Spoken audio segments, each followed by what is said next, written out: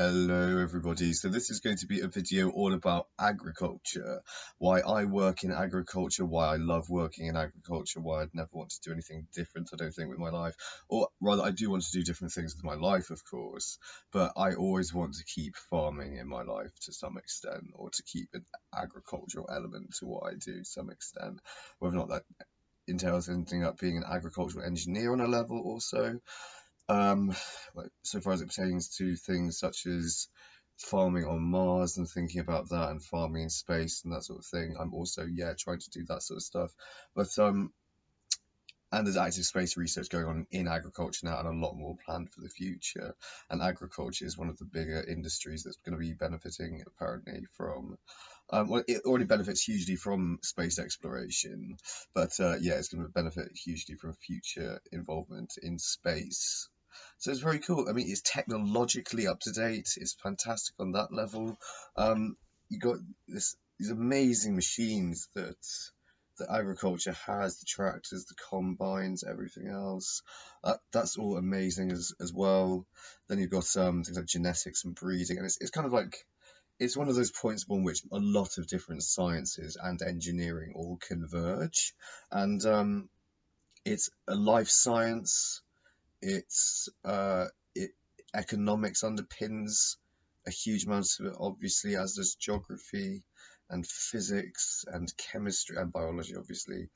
And yeah, it's a point of convergence for all the sciences and well, STEM in general, I think, and mathematics and technology and engineering, obviously, of course.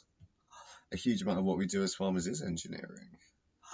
If it's not just fixing something or servicing something, it's about figuring out how to engineer around challenges in places of work on farms, and the amount of thought that goes into everything, even though what can be the end result of it is something quite straightforward.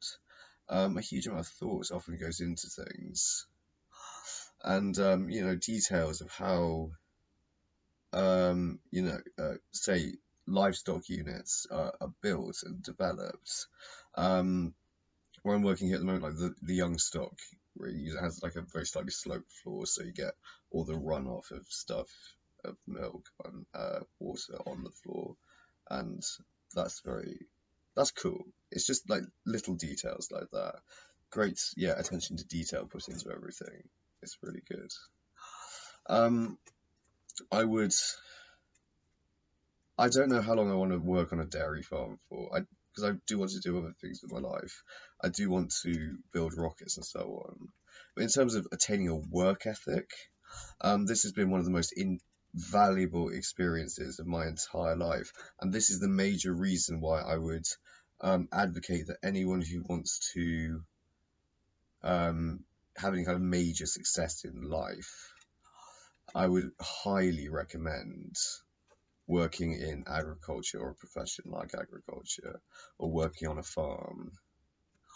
Because if you can work that hard, if you can do the 12 days on, 2 days off, famously of dairy, and the 4 o'clock in the morning starts, also famously of dairy farming, which is what I do. It's what I decided to do because it seemed like a particular challenge. If you can galvanize yourself into becoming the sort of person who can do that and adapt that into your real life, then you can become extraordinarily competitive because you just simply end up working a greater deal than other people, or you end up doing a lot more work than other people, I should say. And that's just the simple reason why it's effective. Why getting up at 4 o'clock in the morning and beginning work then is effective, and why lazy until midday and just sort of typing out a few things on your computer, or just working on your novel or whatever it is, or working on your comedy career in your early 20s, and this is the thing why that's not likely to be effective.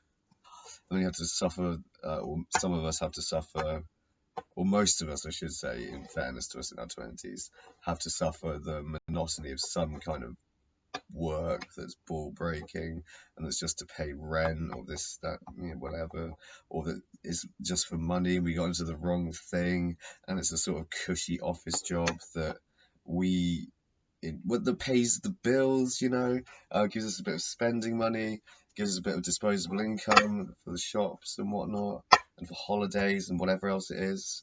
Yeah, and like that's the lifestyle a lot of people pursue.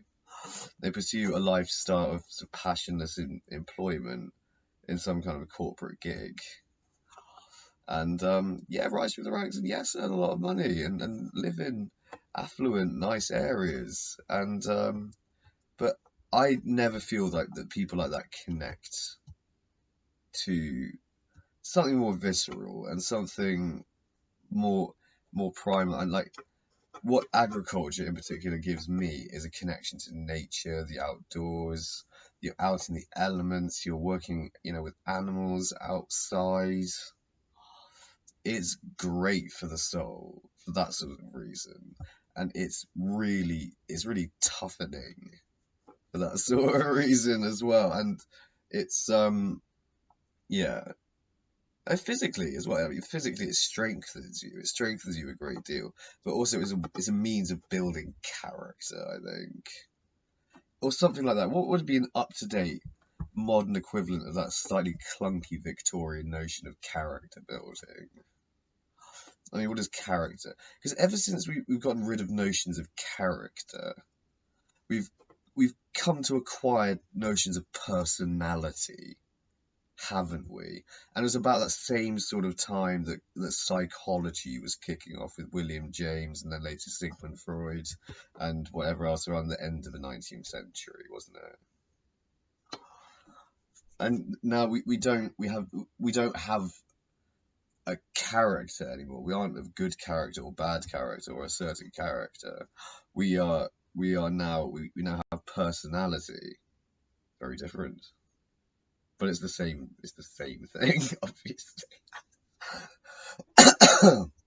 And then, what now we have like character defects, personality disorders, and so on. You have like bipolar or narcissistic or antisocial personality disorder or something. Or borderline, I should say. Bipolar disorder is not a personality disorder. I shouldn't have made that association. That's wrong with me. But anyway, what was I saying? Yeah. No, I'm getting off topic. Be a farmer, or at least learn how to work like a farmer. I heard it said once, if you want to succeed in life, learn how to think like a scientist, work like a farmer, and dream like a child.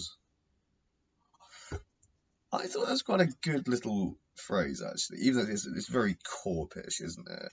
It's the sort of thing you hear floating around like a boardroom or something in one of these soulless corporate office jobs for money that I've described.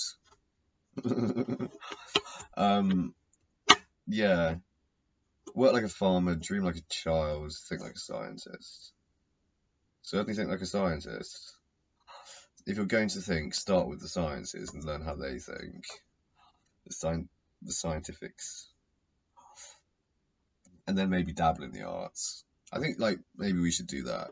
Organise education back to front. You learn how to read and write through the sciences anyway. Because yes, mathematics and statistics and graphs are involved in the sciences a great deal, but obviously it's all communicated in English. And I find actually like some of the clearest, best writing comes across actually from the sciences. If you dip into philosophy, for example, and like read just Sartre or something, like it is pretentious gibberish. That's all it is. It's almost contrived out of meaningless statements a lot of the time. Philosophy, and sometimes it's clear. And I think a good rule of thumb with philosophy books is like the shorter they are, the clearer they are usually. Or the shorter they are, the better they are. Philosophy books, I think, on the whole, and some of the longer ones are quite good also. But I got into farming because I had to get out of the academic world, which I mean I just was conflating the whole thing with like it being kind of like a corporate-esque environment, the university system, or it's aiming towards, or it's trying to galvanize you for that sort of world, isn't it? So make you turn things in on time and write an assignment, do a report, and this, that, and the other. Do a bit of fucking coursework. Oh god, here we go. Like more of this nonsense, more of this shit, more of this standardization rubbish, and more hoop jumping. And then you get into the corporate world, I bet it is exactly the same, isn't it? I can't be doing with this. Oh, I need to be outside working with my body hard, doing something that is essential, that connects to a huge array of science and engineering shit, that provides something vital for humanity, food, and that, yeah, for all sorts of reasons, is a delight to work in. And do that instead. I just needed to then, for some reason. After, yeah, like 3 years of university, I think it was in total or so. Yeah, and just hating it for a variety of different reasons each time. Not being bad at university, I got a 2-1 in my first year at UE. I got something like that at Utrecht University, but in an American grading system. I failed a foundation year at UEA though. I passed 2 first years of university and failed a foundation year. What does that say about me, my proficiency? Probably means I'm capable of passing a degree, doesn't it? I think. Yeah, I think I'm capable of passing a degree. Ultimately, what I've had to do is just turn everything in on time. And a humanities degree. Get it all done. Get a third, whatever. Christopher Hitchens has a third. Albeit from Oxford. I was gone to Oxford, actually. Or would I? I mean, I was so conflicted growing up. Even growing up, even at school, like I was constantly thinking, I just want to be working on a farm. I hate this. I can't stand this shit. And just, yeah, rebelling against everything. Just hating on it. This is nonsense. This is poor. This is ridiculous. I'm groaning here. I'm becoming poor of spirit and weak of character. I don't have strength in my back or my legs, which I should. I don't have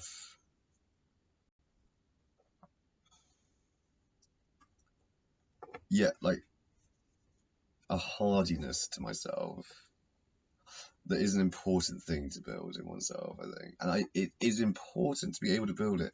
And I think it can be built through outdoorsmanship and through physical challenge. And I'm going to go into like the Christopher McCandless stuff and the Into the Wild stuff, because he works on farms in that film or in that book or whatever it is originally. Yeah, and there is that transcendentalist, idealist element to it all, and there's kind of Thoreau element to it, and building a cabin in the woods and whatnot, and trying to get out into nature, and crucially rejecting society. There is an element of that to it also in why I do this. It's a kind of poetic retreat from the world, working on a dairy farm nearly all the time, interacting just with the people I work with, and I don't see them out of work. Everyone's nice enough. I have good enough relationships with all the people I work with. That's all fine, but we don't go to the pub or anything. We don't hang out. I have a lot of solitary time here, and we don't get to talk that much at work, because work is pretty full on. You need to milk. So you don't actually get all that much time for talking, conversation. So there is a little bit of time here and there. But yeah, you got to get on. No, if for any of the reasons I've stated, you think farming might be for you, definitely do it. I've got to keep this video brief. I've got to try and keep it to 15 minutes. But yeah, if you think, or just if you're curious about it, get some work experience on a farm, just if you're curious. If you want to milk cows, like, absolutely do it, yes, or something like that, or whatever it is. Or just, yeah, machinery, livestock, whatever about it interests you. Working with livestock is very challenging. That's something I would recommend. Learning how to do that, animal husbandry, and so on. That's very interesting. And you learn a lot about behavior and psychology that way, I think, as well. And that's involved in farming as well, or the behavioral sciences. So if it might be of interest to you for that reason, you know, building, being sympathetic and being sympathetic to and empathetic with livestock, if possible. But you can never truly empathize with a cow. But you can actually, can't you? Yeah, you can. You can see their position quite a lot, I think. And to sympathise with them. Yeah, that's also important. So yeah, if for any of those reasons you feel you'd like to be a farmer, work on a farm, do it. Just do it. You won't regret it.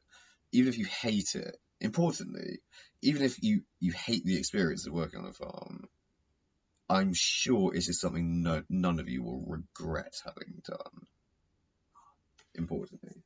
In any case, you'll learn a great deal about yourself and about the world.